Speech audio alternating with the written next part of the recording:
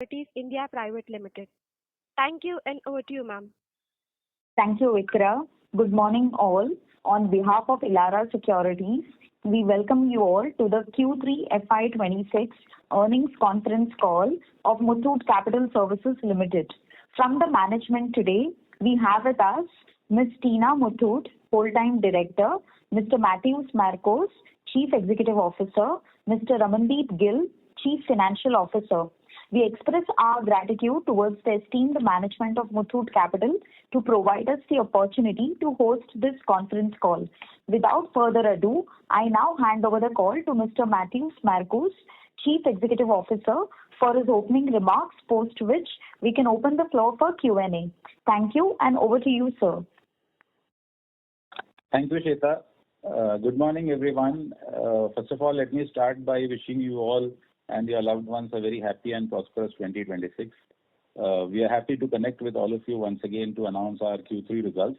While I'll let Ramandeep, our CFO, do the broad numbers, I would take you through all the things that happened in Q3. Q3 was extremely fantastic quarter for the entire automobile sector. With the GST rate cut and the festive season coming together, it was a bumper quarter, and all vehicle segments saw a huge growth. Overall, for the calendar year, the year has ended with almost 10% growth, with two-wheeler and passenger vehicles leading the growth, both almost touching double-digit growth figures. So all in all, it was a very good quarter for all the OEMs as well as the financials as well, because the share of financials also increased. The new things that has happened in the credit industry is the emergence of the new to credit profile, which is the below 25 age group borrower segment. That has significantly increased. There is a YOY growth of almost 11% in that segment, and that is bringing in a whole lot of new customers into this credit space. And as usual, Muthoot Capital Services always had a 50+% share of NTB, new to credit borrowers, and we've had the core competence of underwriting credit for such customers. So we're proud to say that we've been instrumental in bringing a whole lot of new people into the credit segment, into the formal credit as well as into the formal economy, because most of these people also open new accounts while taking loans with us. So we are actually inducting more and more customers every quarter, every month into the formal economy as well. On the broad numbers, I think what has changed drastically for us this year and particularly this quarter is that we've shifted our focus from earlier it was a hybrid model where we used to do co-lending, BC as well as our own business. However, our focus has drastically shifted towards the self-sourcing of Muthoot Capital Services' own business and through the businesses done by our group companies. So the share of group company business is constantly increasing, while the share of co-lending and BC partners is constantly reducing. That is a strategic move to make our capital more effective, because we are getting better yields on our own sourcing compared to what we were getting from the co-lending and BC partners. So, and therefore we decided to reduce that share. That has seen slight drop in the overall numbers for us. But if you look at the share more closely, the MTSL own business has grown by about 20-25%, whereas the share of the co-lending has come down drastically by about close to 70%, and that would see in the numbers. But as I said before, Ramandeep will take you through the broader numbers. I will take you through the tech initiatives that we have implemented this quarter.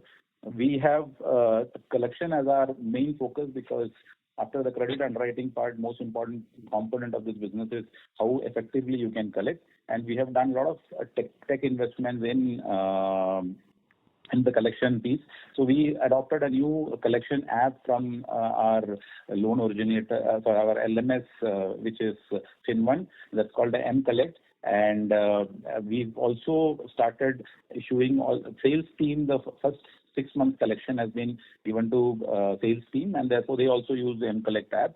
And then we implemented a strategy builder on the collection side, which can predict which customer should be approached through which medium, because some of them respond to SMS best, some of them respond to WhatsApp best, some of them respond to calls best, and all of these was a manual process. The collection strategy almost was a manual process that has been completely automated now, and it's an AI ML based model which predicts which customer should be approached through which mode, and that has seen a lot of improvement. Our slippages quarter on quarter has been coming down, and we expect to continue the same trend in Q4.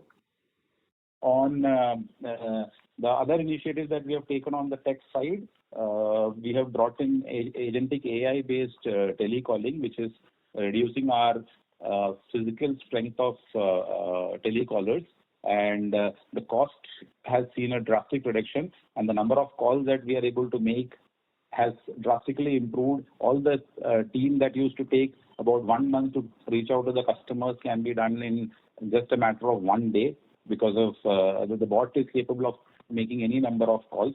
Also, of course, the proportionate cost reduction is an added advantage to that, which will accrue over the next quarters in our financials as well.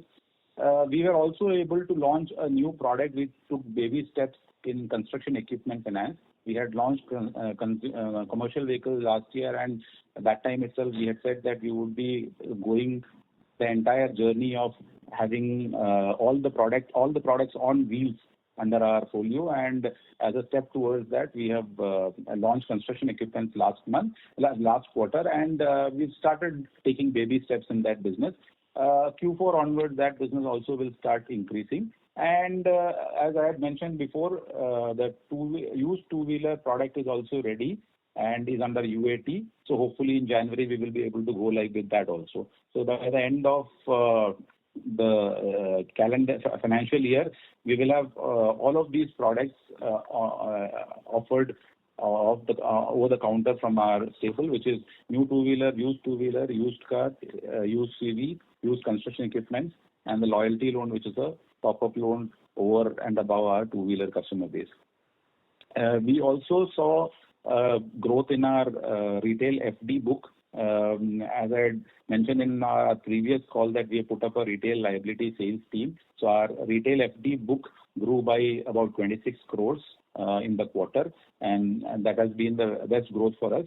And we will continue leveraging on that growth story, and our aim is to cross 100 crores by the end of March, and that is where we will be reaching. So I think all in all, the quarter was good for us in terms of both numbers. In terms of you are aware that the first 2 quarters were low in terms of profitability, but we've been able to cover all of that and show strong results in Q3, and we will continue to grow at a rapid pace in Q4 as well. With that, I would hand it over to Ramandeep to take you through the broader numbers. Over to you, Ramandeep. Thank you, sir. Good morning, all, and a very happy new year to all of you. Talking about the numbers, in this quarter, we did 626 crore of disbursement.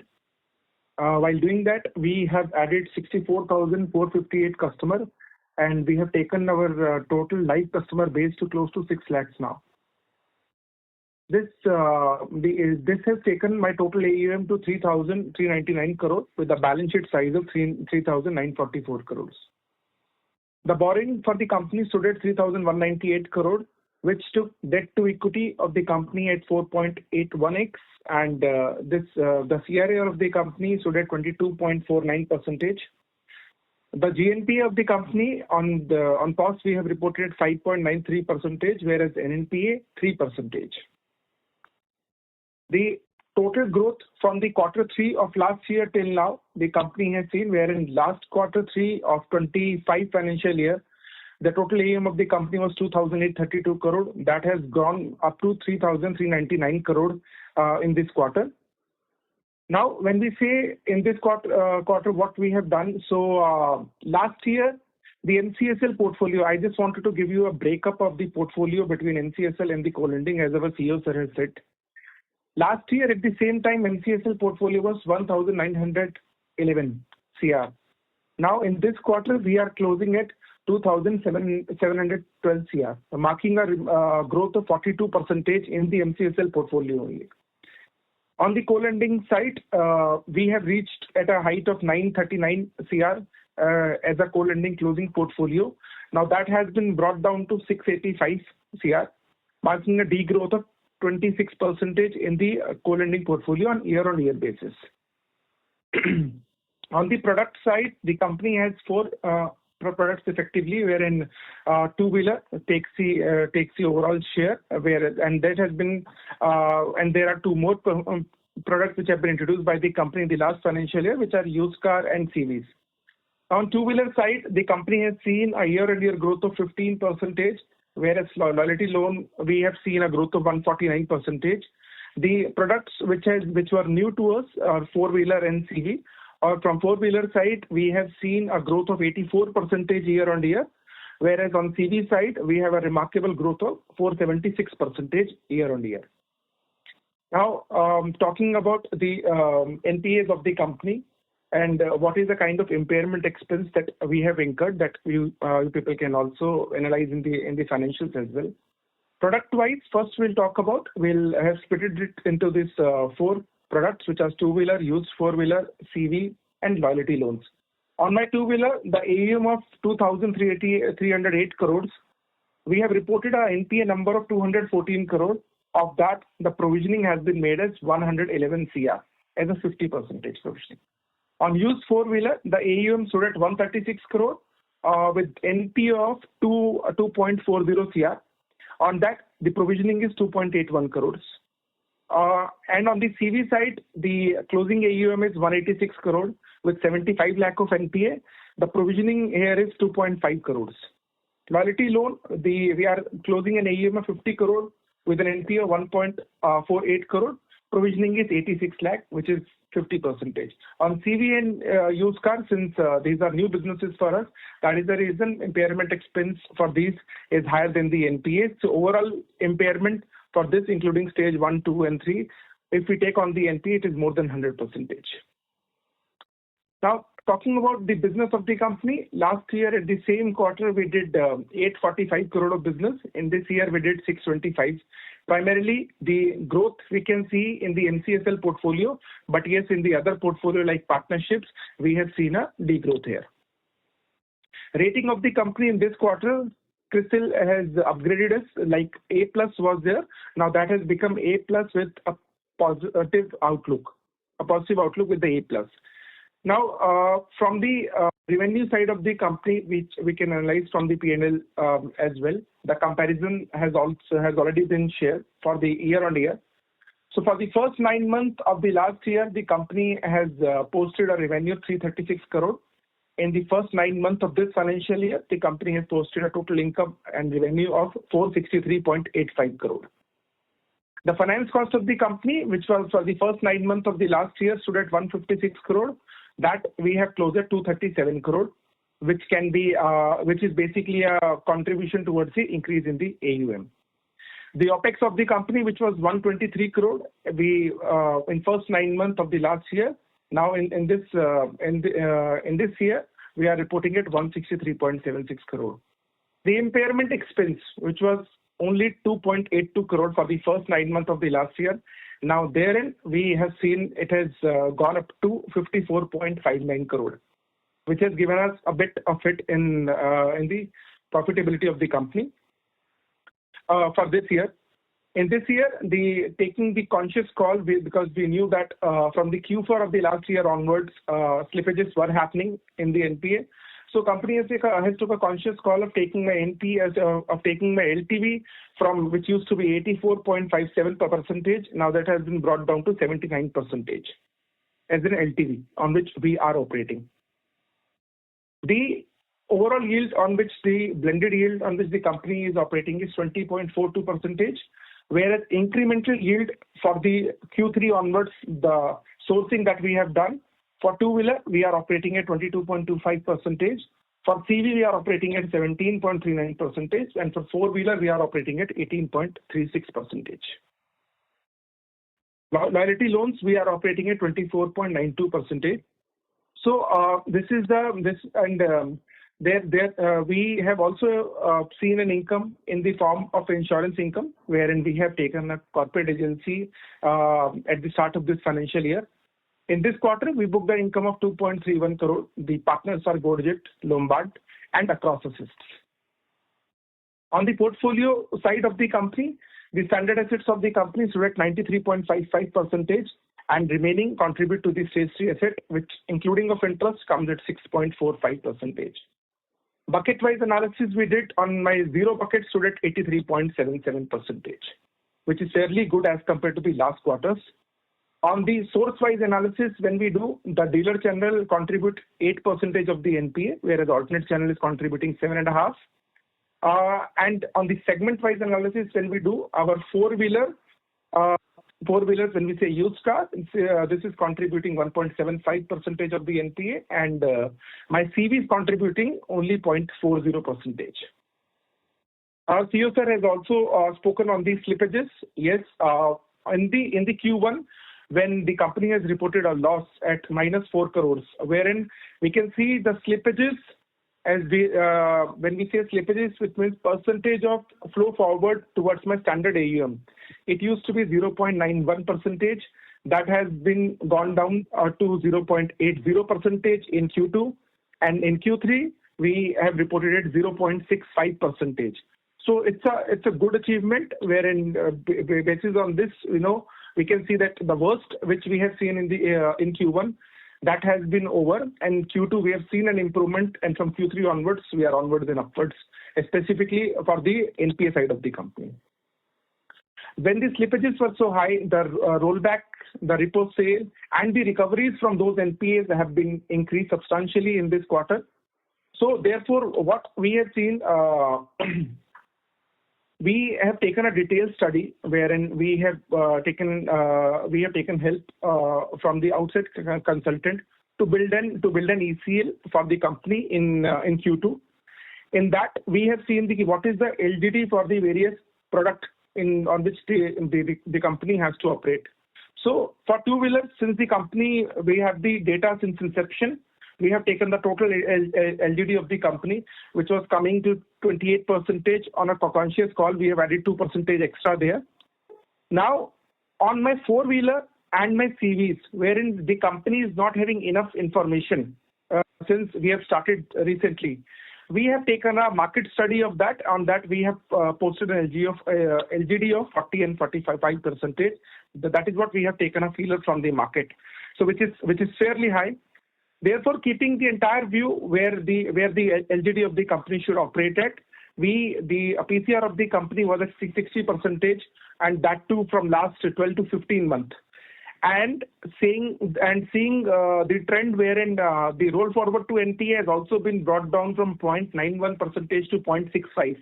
The company has taken a conscious call of bringing down the PCR from 60 to 50%, and therefore the release in the overlay has happened in this quarter.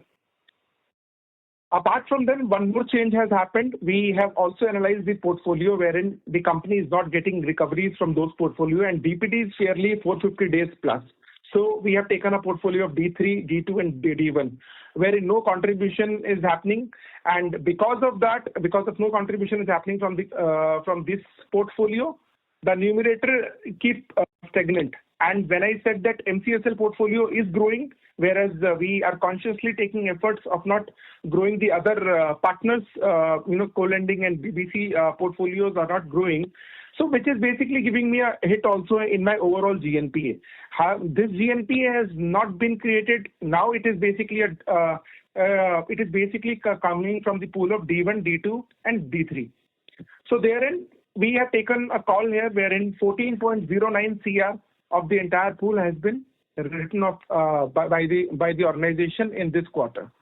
So write-off call has been taken with the factors that, okay, the recovery is not coming from this pool from over a year or so, and DPDs overly comes from 450 days and plus.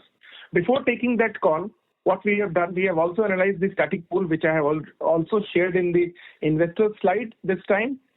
The month 5 and month 6, month 5 onwards to month 12 to month 18, we have analyzed that if a case is on the book, then the NPA trend, when it moves to stage 3, what is the contribution? So when at month 5 we have seen it has gone to 1%, at month 8 it has gone up to 3%, in some period it has gone up to 5% as well.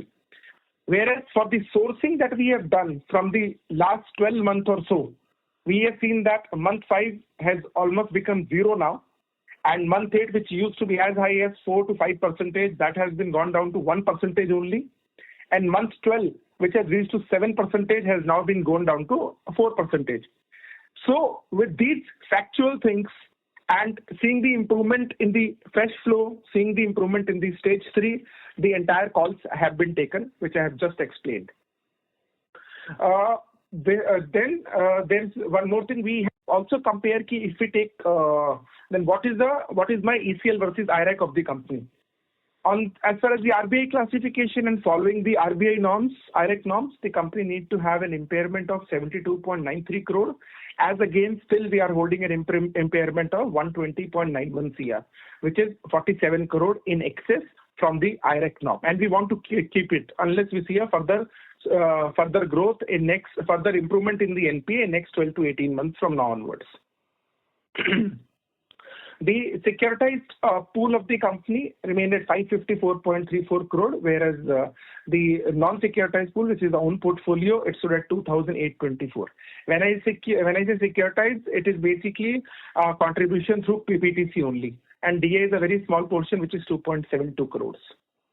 The ARCs which company had done 2 years back, now 2.5 years back, that is performing extremely well. We have been able to bring it down, the first ARC by 72%, and second ARC which we have done in September 2024, we have been able to bring it down by 40%. Because of the calls that we have taken last year by doing this ARC, we have been able to bring our GNPA down, and as I said that during those calls, that we want to attract more of PSU funding from the banks. The results are there. In the entire financial year of last year, we have taken 435 crores from the bank, where in the first 9 months, we have taken 740 crores from banks only. So therefore, the relying on the higher cost funds from the market has gone down. That has also helped us in bringing the overall cost of funds for us. Now, in this quarter, one more thing, we have closed the green bond also.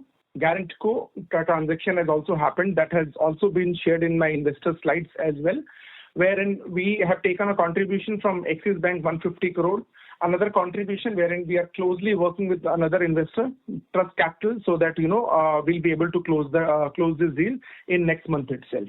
So that is something which is 300 CR of fund that has been provided for a period of 6 years. So on a vintage of 3 years of my portfolio, the churning will happen 2 times. Talking about the shareholding pattern of the company, the promoters stood strong till now. They are at 63.33%. The retails standing at 26.31%, and remaining is contributed by the corporates. Additional facilities which the company has borrowed in this quarter stood at 437.44 crore with an ROI of 8.82%. That 437 crore as a breakup of short term of 55 crore and long term of 382 crores.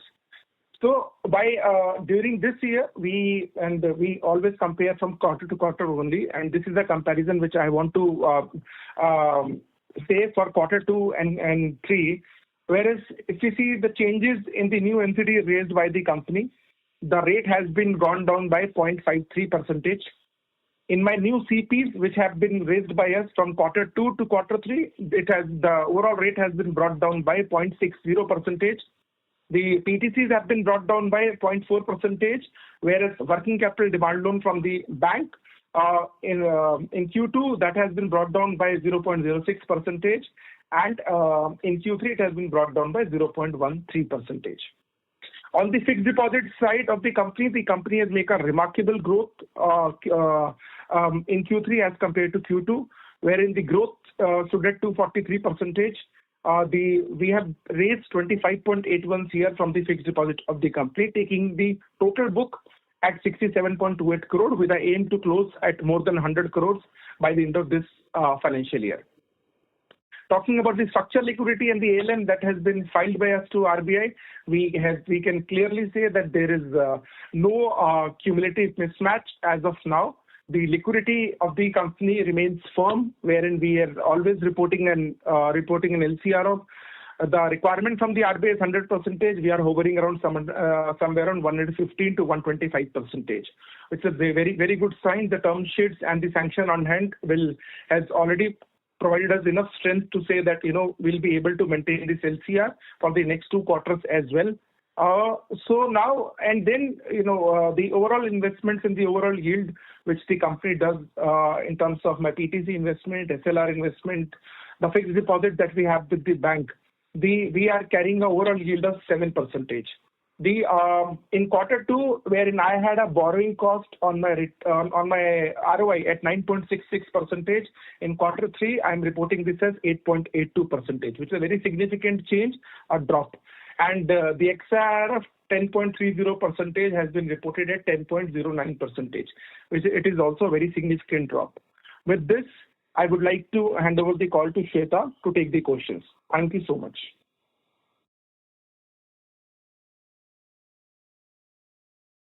Thank you very much. We will now begin the question and answer session. Anyone who wishes to ask a question may press star and 1 on their touchtone telephone. If you wish to remove yourself from the question queue, you may press star and 2. Participants are requested to use handsets while asking a question. Ladies and gentlemen, we will wait for a moment while the question queue assembles.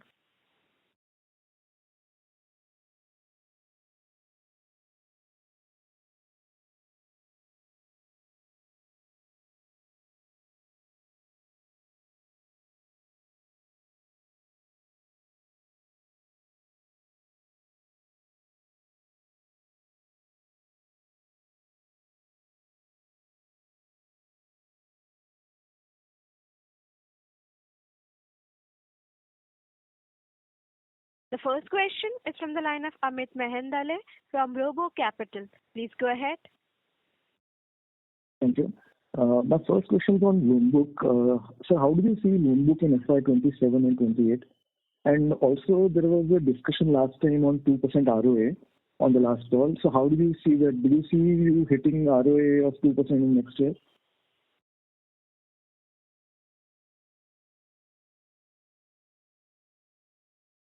Matthew, so you want to take loan book question first? Yeah, okay. I'll take the loan book question. So this year we should end up closer to 4,000 crores as against our initial estimate of close to 4,500, and we've kept it lower because after seeing the Q1 numbers on slippages, we brought in a lot of changes in our underwriting policies, and some of the locations which were deemed as higher risk, we put some curbs there. And that is what Raman had explained, that the average LTV has gone down from about 86% to about 79%. So all of those are a part of the credit intervention. But having done that and seen the results on the existing portfolio and how the new portfolio that has been created this year has behaved, we are confident to go along with the growth path. So the earlier guidance that we had given as a part of our strategic objective is to become a 10,000 crore AUM company by 2028.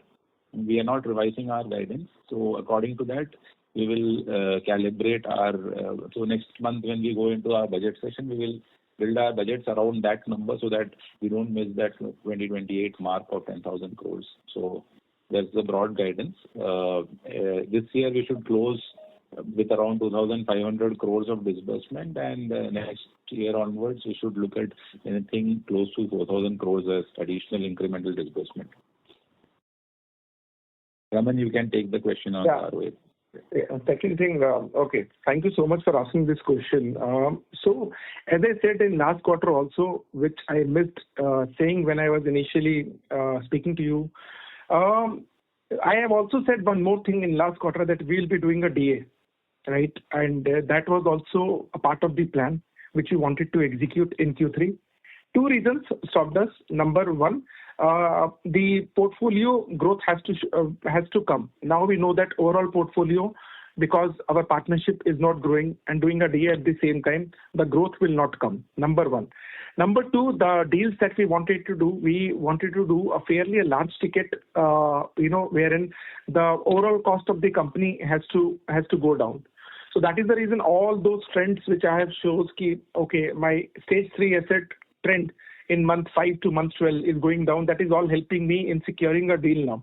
So with that, the overall costing of the company can also be saved. So we have tried that, but the deal size and the rate of the deal has not matched as well. So in this quarter, we want to do that. With this will help us in bringing up my overall ROA for the closing year. Second thing, on the next year, then what will happen is, based on my Q3 results, wherein I have seen the slippages improvement, I am expecting the same slippages to continue, right? I'm expecting some same slippages, which means 0.65 will become either will stay 0.65 or lower, but the overall denominator will grow. So which means the total NPA and the GNP of the company would be much lower. So those numbers also we have received internally. We are just working on it, how it will look like. With this trend, I am expecting a good ROA for the upcoming year as well. But most importantly for us, that how we close this FI. So based on all the workings that we are having, we are trying to close one transaction of DA with a good NPA numbers at the end of next 2 months.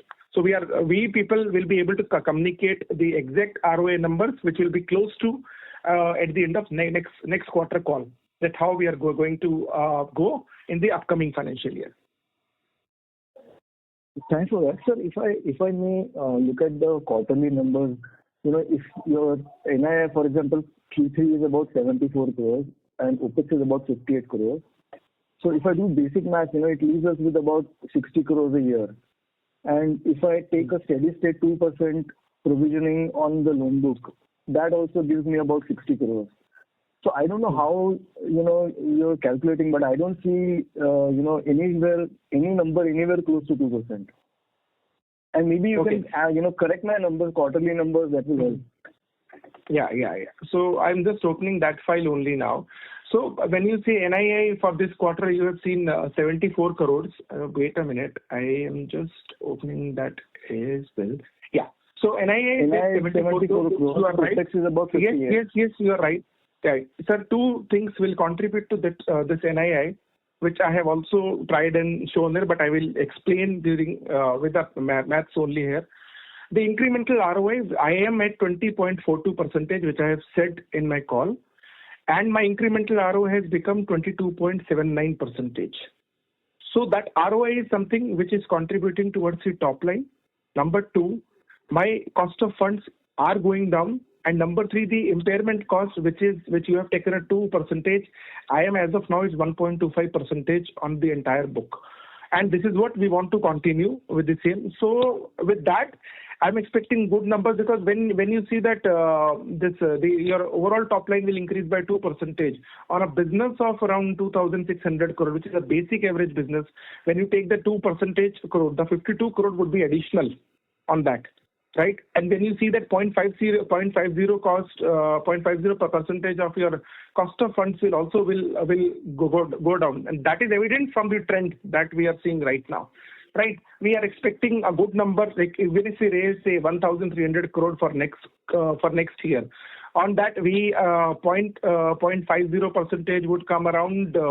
If I am not wrong, it would come around 7 to 8 crore as a contribution from the finance cost as well. So this is what we are expecting, and I hope I am able to answer some bit of your question. Yeah, thanks for that. So just to clarify, so 2% on the entire book you're expecting yield to work. So entire new book, and I'll tell you. So next year would be a beta on the 2% of the book that has been created for 16 months, 12 months for next year, and 4 months for this year. Okay. So right. The average yield was So as we're disbursing now, currently for this quarter, the new disbursements are at 2% higher yield. Is that correct? Yeah. Yes. Okay. Okay, so thanks for that. I think that's great. My second question is, which is also a follow-up on this, is that, 1.2%, assumptions, I'm not sure how sacrosanct this is, because if you look at, we're adding 40 crores as an NPA addition. And I don't see much recoveries as well. So any color on how you're taking 1.2%? Also, if I look at steady state for many years, at least it is 1.5%, 1.6%, if not 2%. Yeah, I'll tell you. So we have taken 1.25% as my cost towards the impairment. So why I have taken them? So there are two parts to it. Number one is how my stage 3 NPA, will behave. So when we say that earlier it used to at month 5, month 8, it used to flow at 2 to 4%. Now it is at 1%, right? So that is something which will help us. Number two, from the yearly from the since inception, as I also said in the call, we have also built a model with that what sort of LGD that the company is operating since inception till now. So there are recoveries, much recoveries from the NPA that we are seeing. How those recoveries are coming, even if you see that the portfolio that we have sold to ARC 3 years back, now from that 76% recovery has also came. I mean, this is the fastest moving ARC portfolio, which you will also appreciate that fact. The portfolio which we have sold 2 years back to ARC, on that also 40% recovery has also come. Right, so it's just like wherein if we are able to trace the HYP customer, or if we are able to repossess that vehicle and all, so therefore the chances of taking recoveries from those customers multifolds at the same time. So therefore, I am expecting on the old book, yes, whatever happened in Q1 and Q2, wherein we have to provide impairment expense at a higher cost, on that, slowly the recovery will start coming. And that hit we have already taken in the account. So when that hit we have already taken, that impairment expense will get reversed over a period of time.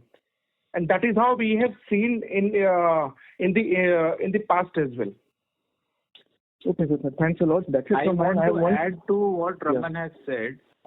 When you're talking about a steady state impairment, you are only considering two-wheeler as a portfolio. But if you look at our incremental portfolio, we are adding more from the other businesses where the delinquency per se is much lower than the two-wheeler.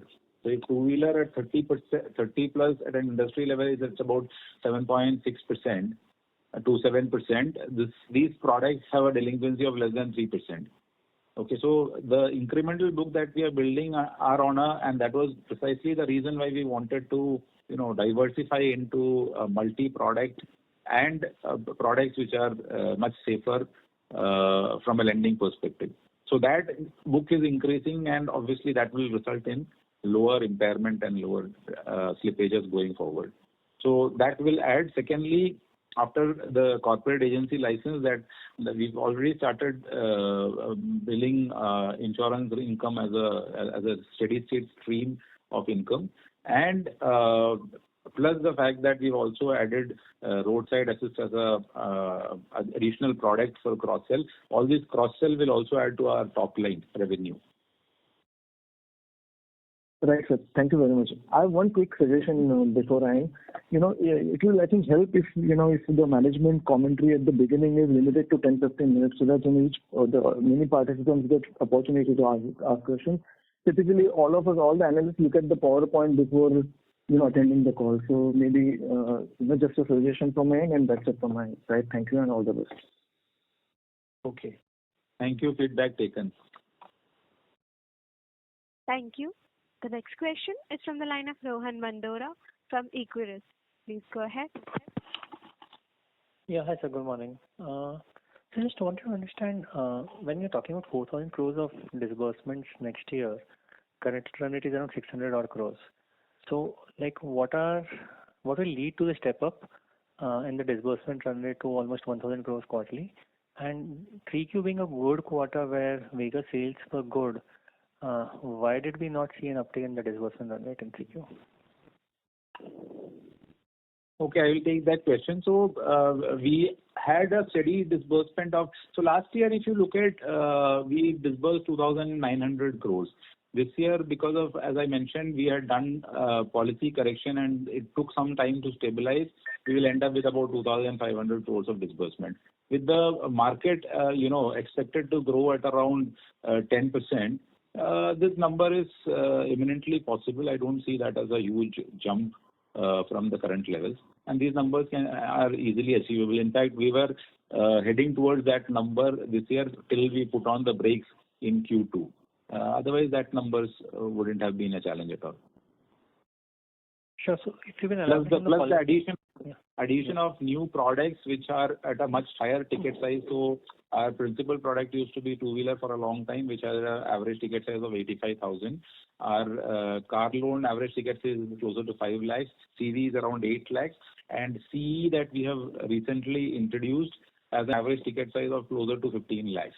So the higher ticket size products and the portfolio growing there will naturally, help us increase our disbursement numbers.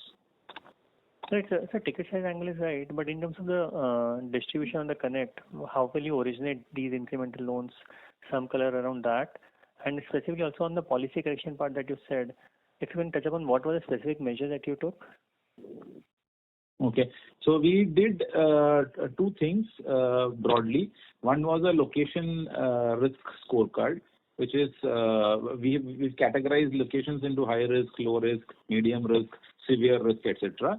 And based on that, then we also worked with CIBIL to build a customer level scorecard. So CIBIL gives us a color coding of every customer instead of just giving a point in time score of a 750, 700, whatever. CIBIL looks at the 36-month track on the bureau and is able to color code the customer into a green, yellow, orange and red category. Green is very low risk, yellow is medium risk, orange being high risk and red being severe risk. We outright reject the red categories. And on the green, yellow and orange, we marry that with the location scorecard where, green across the board will get certain LTV, certain rates and all that, whereas an orange will vary with the risk of the location per se. So if an orange customer in a low risk location comes, maybe we tend to give him a higher LTV and a lower rate, whereas orange in a high risk location will give it a much lower LTV. The gate criteria gets increased significantly so that only the good customer who genuinely want to come on board will come on board, and not anybody who just wants to try their luck. So that's what we've done on the credit side. Sure. And sir, you also alluded to 50% of the new originations are new to credit customers. Yes, 50%. So I just yes. want to understand, in terms of your filtration criteria, other than say the location or the cohort from where he's coming, what is the profile of these customers that is a sweet spot for us? And secondly, are there any customer specific parameters that we look into while underwriting these customers, and how has been the portfolio behavior of NTC versus existing to credit customers in the last 2-3 years? Okay. So one more change that we have done other than the ones that I've already spoken about is that we used to have some 90 plus schemes, and any particular customer opting for one scheme, irrespective of the location, irrespective of the customer profile, will get the same LTV, same rate, etc. across the country. That was our previous model. Now we have reduced these schemes only into 3 categories: income, asset, and no income. So income customer is one who has a credible income source, who is able to, show an income document, and based on that we do the underwriting. An asset customer is somebody who has a own house proof, which we verify with an online document which can be verified online. So here it is not considerably enhancing the credit profile of the customer. However, we know that the customer is contactable because he will not run away. He has his own house which is worth some amount which is much, much higher than the loan that we are giving, and therefore he is not going to run away. He is contactable, and therefore at some stage, at an eventuality, we will be able to either do a settlement with the customer or do a repossession, so on and so forth. And the NIP is the riskier segment where we have consciously reduced our LTVs to ensure that only the right profile who has some equity to give will get onboarded. When the customer has in this business, the biggest part is about how much the equity customer is willing to put. If the equity is very low, the interest in servicing the loan becomes lower. But if the equity is substantial, one, we don't incur a loss if we have to finally take a call of a repossession. And two, the customer, since he has an equity put in, he also ensures that even if there is a slight default, he continues to pay the loan and close the loan. I hope that answers. Yes. And lastly, we have seen a 10% Q-on-Q drop in PCR with a historical trend of 60%. So any specific thought process here? I think Raman had explained, we did a complete redo of our ECL model, and it was done by one of the big fours. And they looked at last 8-year data and looked at our LGD. It was coming to only 34%. So when that was at 34%, we didn't see a reason to keep PCR at such a high level, and that was a conscious call that we discussed internally and with the board, and finally decided to take that call to bring it down to 50%. So incrementally we'll maintain it around 50%. Okay. Yeah. Thanks. Sure, sir. Thanks a lot. Thank you. Thank you. The next question is on the line of Vinod Krishna from Avendus Wealth. Please go ahead. Sir, am I audible? Yeah, Vinod. Yes, Vinod. You are audible.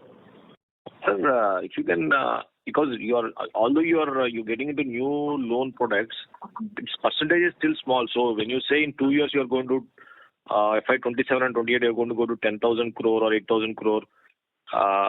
Do you think really that kind of a step up can happen in non-two-wheeler loans, sir?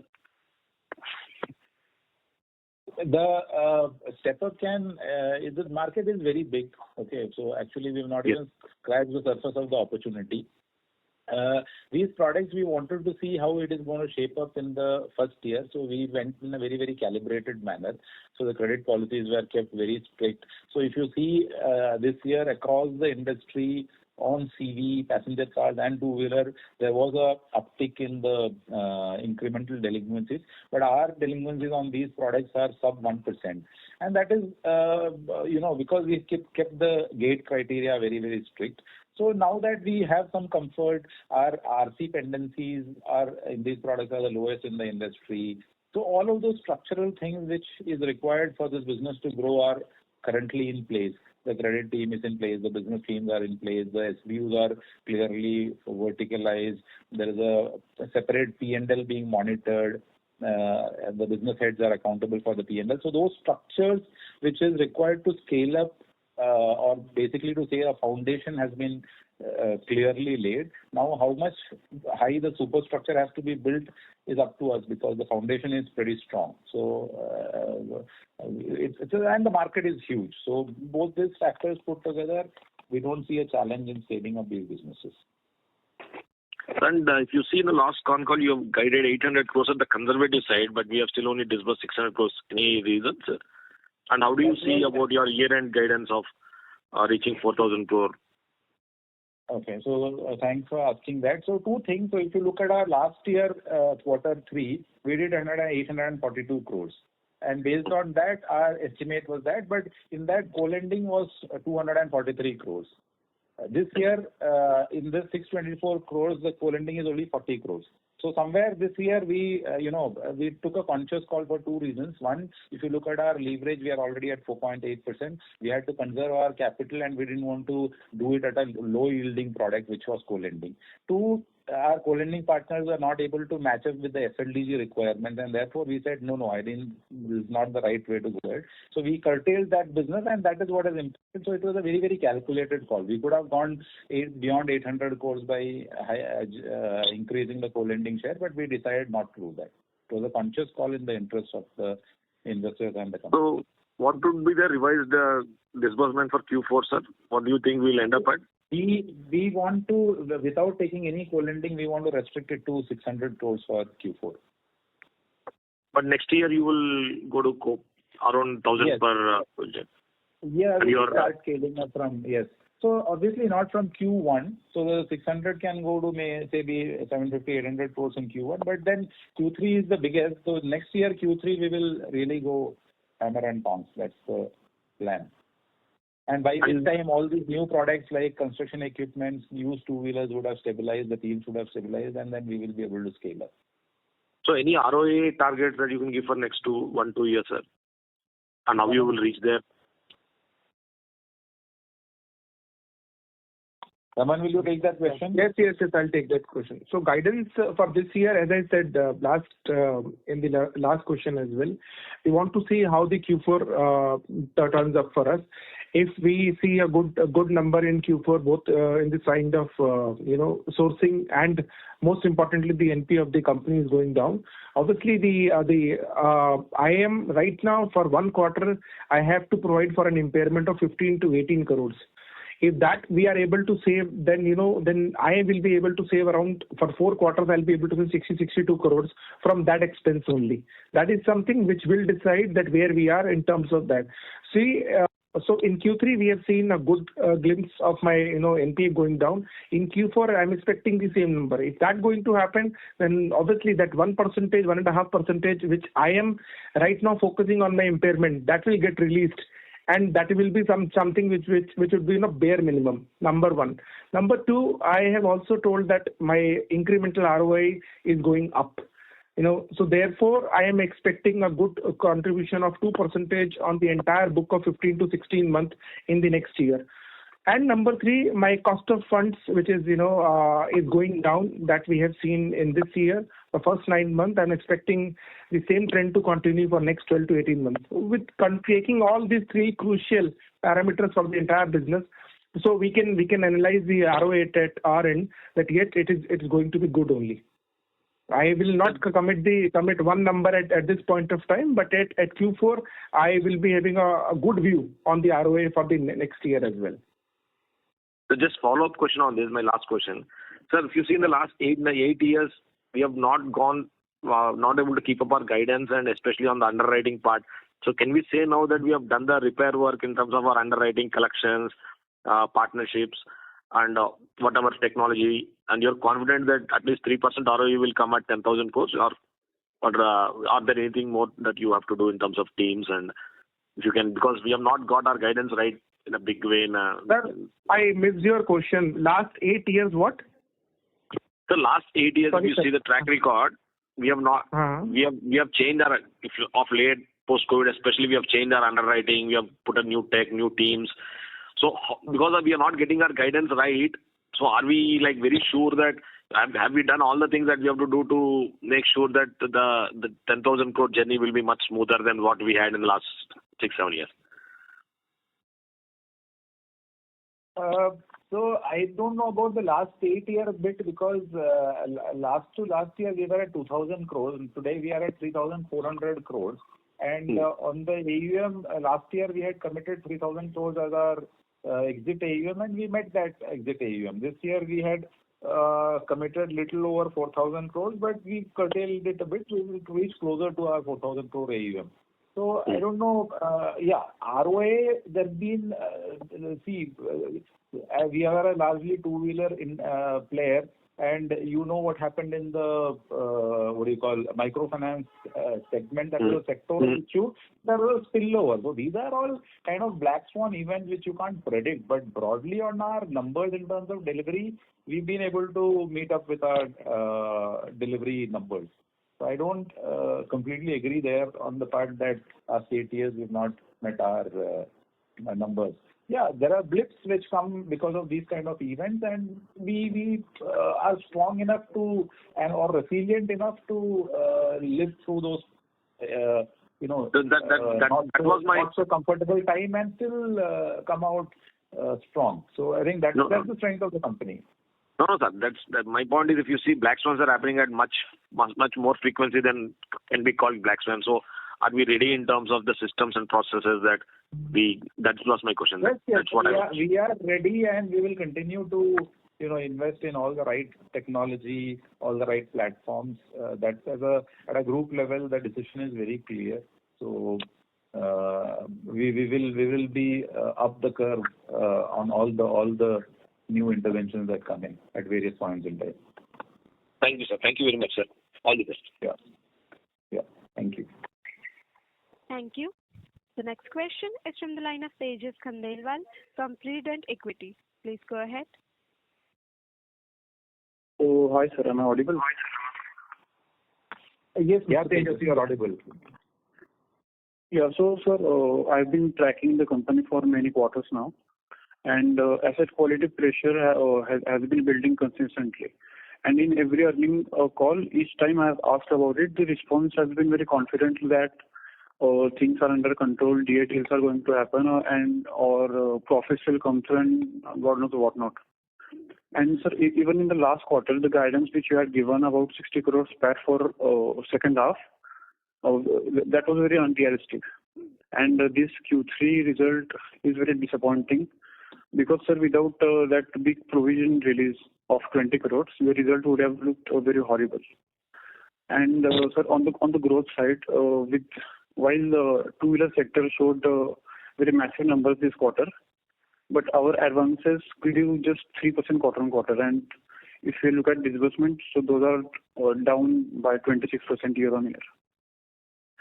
So, sir, honestly, we feel very misled by the repeated optimism that has not matched the numbers. So, I have one question that are we going to keep getting the same unrealistic positive commentary, or can we expect a more realistic outlook from here on? So I will take on the growth part. Thanks for putting this question. Very clearly, since there was a deterioration in our credit quality, as any company which is wise would have taken the call, we have also taken a call to calibrate our disbursement. It was not meaningful to continue with the same pace of growth without putting some checks and balances in place, and that is what we have done. So therefore, it has seen an impact on our overall numbers, and that is also a result why our ROAs have also gone down. One of the commentary that we had given last time is about we will be able to close a DA, which, as our CFO clarified, that the DA transaction did not happen because our overall AUM did not grow to the extent that we had anticipated, or we curtailed the growth. We had to take a call not to do that DA transaction. But all the structural part we have put in place, and we continue to believe that we are on the right trajectory. There could be some shortfall on a quarter-on-quarter basis, but overall we remain committed to the broad numbers of growth and ROA that we are giving to our investors, and we will ensure that, like as I said, and the previous gentleman who asked the question said that 8 years we've missed. So that is not the case. From 2,000 crores to 3,400 crores, we have grown in the span of 1 year and 9 months. And so that's been, I think, a very significant achievement for a company which was only a two-wheeler loan company. Now we have expanded. So multiple areas that we have given a commitment on, we've been able to deliver. Number one, diversification, which is from a two-wheeler loan company to today a multi-product company. Number two, on a geographic expansion, which was a very, very Kerala, Karnataka-centric business model to a pan-India presence. Number three, on AUM growth, which we've shown that we've almost grown by 50% last year. This year also we'll end up on an AUM growth of closer to, I think, 30-35%, which will still be better than the industry. Yeah, on the impairment part is the only place where I think we have missed the budget. So I tend to disagree with you on that, because I think but for that impairment part which actually pulled us down, and that is a very, very critical, because of which we had to curtail many other things on the periphery. But other than that, I think we've been very, very conscious on the commentary that we give, on the commitments that we give, and we try to meet up those numbers. And it's a very, very genuine effort towards meeting those numbers. That much I can assure you. We can have blips based on certain sectoral issues and things like that. But on the commitment part, we stand very, very strongly committed. The group stands very, very strongly committed. And as a group, we are a group which has a whole lot of credibility. And we will continue to keep those the credibility impact. The current management is completely committed towards keeping the integrity and the credibility of the group, and we will not fail the investor. That's a very, very strong and firm commitment from our side. However, we may have those blips, which are, some of them are way beyond our control. Some of them are in our control, but maybe we could have done better. So those things happen in business, and I fully accept, as the person in charge of the management, I accept the shortfalls, and I am willing to correct that. However, I don't agree on the fact that we've not met any of the commitments. Where I have a complete disconnect on that. I hope I am able to answer your question.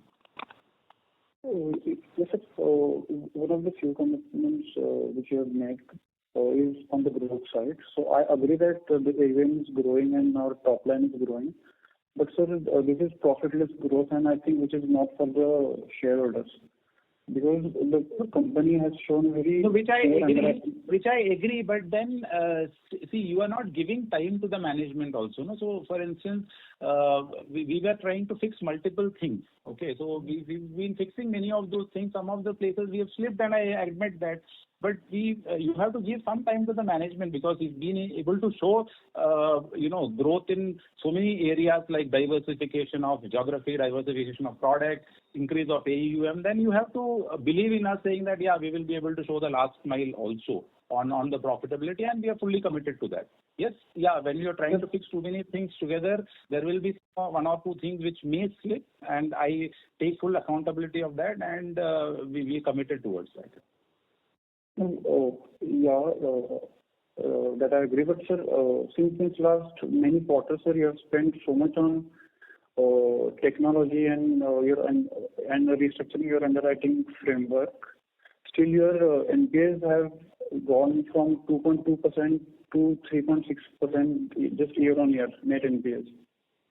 And without that write-off, sir, the gross NPAs would have also looked very bad. So I agree again with you there. So I think one and the only factor which we have gone wrong is the curtailment of NPA. And again, as you say, technology is not something that you deploy today and you see the results tomorrow. It takes some amount of time for the technology and the scorecards to work and the machine to learn and then give us guidance on what is the future. So that's a work in progress, and I can assure you that's a very, very genuine work in progress. This is the only thing, if I have to agree to that, the only thing that we've missed on curtailing is the NPA cycle, which I had told in our previous calls also. It was not just about technology or something. We also had problem with people. There were people we expanded in the north, but we did not get people, or we had higher attrition in the north. And therefore, north is where, if you look at my standalone portfolio in south, it's extremely good. It's one of the best in the industry. I think it's comparable to a private sector bank also. That's the way, because there we already had a collection setup. But when the north, that the slippages happened, it hit us very hard, and it hit us very fast also, which we took some time to go back and work on. But then everything that is required to be done has been done and will continue to do. So that's the commitment from the side of the management. Okay, sir. And the other expenses part, which other expenses has reached 28 crores this quarter. So where can this stop? I mean, where can we expect this to settle at on quarterly basis? Raman, you want to take that? Yeah, I'll take that. So if you compare the quarter versus quarter, yes, you might see that other expenses has gone up, and wherein the other expense is basically towards the function of that what all we are investing towards all the technology, towards my software. Wherein the expansion side of it has already been stopped now. Wherein whatever we wanted to incur for the expansion side, that has already been done. We are very conscious now, whatever, even for a single rupee that we have to do towards the expansion, towards the tech or whatever we have to do. So that is something we are keeping in mind right from the start of this financial year, as we suffered a loss in Q1. And now we know that whatever we will be spending on the other expense side also, that is something wherein we are answerable to each and everything on that. So this is something, we are expecting that these kind of expenses are not growing that much. If they are growing, then they would be having a direct impact on the on the sourcing or top line. This is what we are expecting from it, and we have started taking a review on it as well. Okay. And sir, what growth can be expected in four-wheeler and CV segment in FY27? So our focus area is on the four-wheeler and CV. We should next year try to close 1,000 crore plus disbursement on both these products put together. And there the runoff is very, very slow because the AUM is just building. So as of now, whatever I disburse is closer to what I add on the AUM in these two products. So it should be in that range. Okay, sir. So those questions are from my side. And sir, I just hope that you do some changes in your underwriting skills because the company has shown very poor underwriting. So thank you. Pardon? No, I'm saying that I just hope you do some changes in your underwriting skills because the NPAs are rising like anything. Yeah. We are doing that. We have already done that also. So you will see the results in the coming quarters on that. Okay. Thank you. Thank you. Ladies and gentlemen, due to time constraint, that was the last question for today. I now hand the conference over to the management for closing comments. Thank you, and over to the management. Yeah, thank you very much, all of you, for coming on the call. And as I have mentioned before, also you continue to challenge us in terms of your questions, and we stay committed to the commitments that we are making. As I said before, we have been able to surmount many of the challenges that we have, and we've fixed a lot of those things. And I think one area that we still need to fix is the collection efficiency and the NPA bit, which we are putting all efforts to do that. And I want to assure all the investors on behalf of the management that you will see results on that in the quarters to come. Thank you so much for your continued support and patronage, and we really appreciate that. Thank you. Thank you very much. On behalf of Elara Securities India Private Limited, that concludes this conference. Thank you all for joining us today, and you may now disconnect your lines. Thank you.